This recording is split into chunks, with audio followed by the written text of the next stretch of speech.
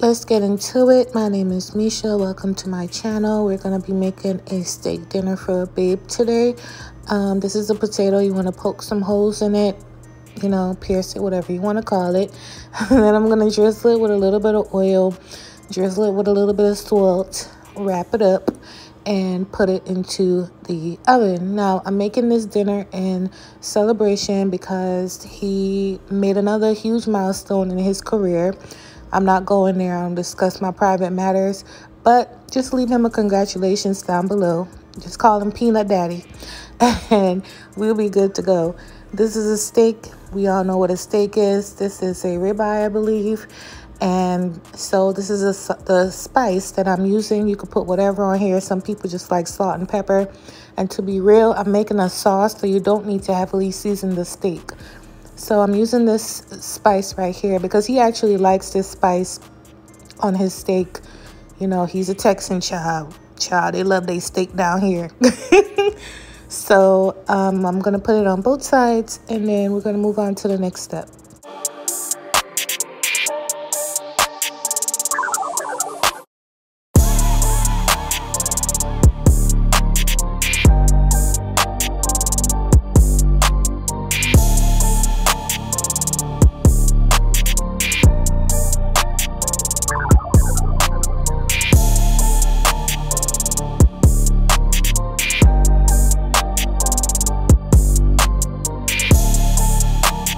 All right, so the next step is the base for the sauce. This is part one of the sauce. So I'm going to add some honey, some mustard, some soy sauce, and the red wine vinegar. Remember, all ingredient measurements will be in the description box, so make sure you check it out. No, the sauce is not super sweet. It's not sweet at all, for that matter. But you'll see once the sauce is completed and how it's actually made, you'll get the point. So once I add everything in here, just like this, equal parts, you're going to mix it up like I'm doing here as well. Make sure you mix it really well, because if you don't mix it properly here, you're going to mess it up later. And so you want to mix this up really good and get it nice and combined. All right, so this is broccoli. I'm now working on the filling for the potato. It's basically a loaded twice baked potato, pretty much. Nothing to it. Now, you could throw this in the food processor. I always tell y'all, use y'all gadgets. Don't take the hard way out like I do. I don't know why I do this to myself, but I didn't want dust. I didn't want broccoli dust. I want like small pieces. So I just went ahead and cut it. No big deal. And, you know, I got it done anyway. What other vegetable could you use in here? I don't know, maybe mushrooms. If you don't like broccoli or you don't want broccoli. I've seen asparagus done here. You know, even cabbage. I done seen somebody put cabbage in their potato child. You never know what you like until you try it. And so this is everything else right here. I have garlic, butter, and broccoli. We're going to cook this down on the stove. So to my skillet, I'm melting down my butter. I'm going to add the garlic. Again, all ingredient measurements will be in my description box. Saute the garlic for about 30 seconds, 1 minute, just like I'm doing here. And then I'm going to add the broccoli. Now, once you do this, you guys, do not over season the broccoli. Remember, it's a lot going into the twice baked potato. You don't want it to be salty. Just keep it, you know, regular. I probably used a teaspoon of all-purpose seasoning, so I just kept it simple. Excuse me sounding very like congested, y'all already know. And I always give these disclaimers because I get new subscribers every day, you guys. Don't think I'm trying to, you know, make y'all not be mad at me or something. I get new subscribers and they don't know what's going on with me, so yeah, I'm very congested today, and you already know why. So anyway, now that I have my potato here ready and nice to go, I do it hot because I don't like struggling with it when the potato is all the way cooled down. Like, I can't do it. It's too much for me, honey. So I put on a mitten, and I always cut it hot while it's hot. And even here, it's still hot. Look at me. But anyway, this is the cheese that I'll be using. Nice, decent quality cheese. You could use the cheese you prefer, but I prefer that you guys grate your own. So to my potato mixture, I'm going to add the broccoli and garlic and butter mixture.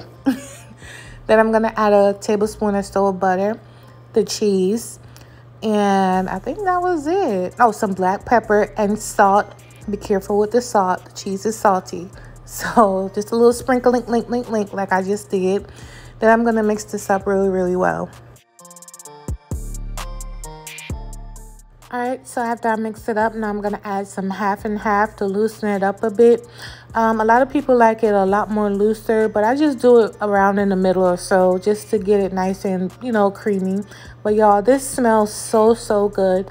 And I will definitely probably make this again. Like, this filling is super delicious and just balanced, you know, with the right amount of seasoning, and it's good to go.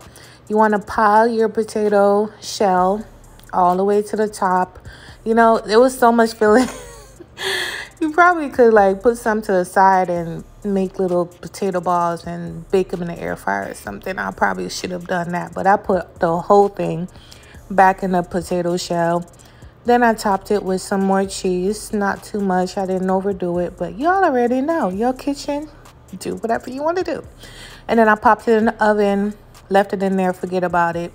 Now let's move on to the steak, to a hot skillet with my steak that's room temperature. This is why I seasoned the steak the beginning of the video, so it could sit to the side and come up to room temperature with the spices. I flipped it over and let it cook to the doneness that he preferred, but cook it to the doneness that you prefer. I cooked it for about 4 minutes on each side, and that was it. This is how the potato looks. It was in the oven for about 20 minutes, and it looks and smells amazing.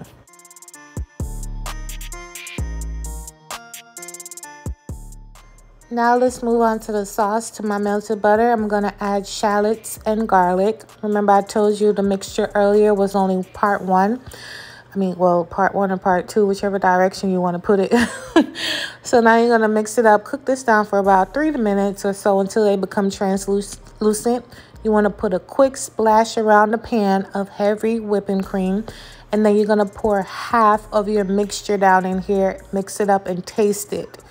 Now, if you're like, I want it a little stronger, put the whole thing. Remember, this mixture has that vinegar and soy, so it's like a strong mixture. So that's why I added half at first, mixed it up, seasoned it with some black pepper. I think I put a little bit of salt. I didn't need much salt because of the soy sauce, and it was good to go. And you know, that's the sauce. And by the way, this sauce is amazing, and that part of the sauce would be an amazing marinade for like chicken or pork, and I'm definitely gonna make it again. This was delicious. It really was. So I simmered it until it got nice and thickened, and it was good to go. So now I'm gonna plate everything up and let you guys see what it looks like.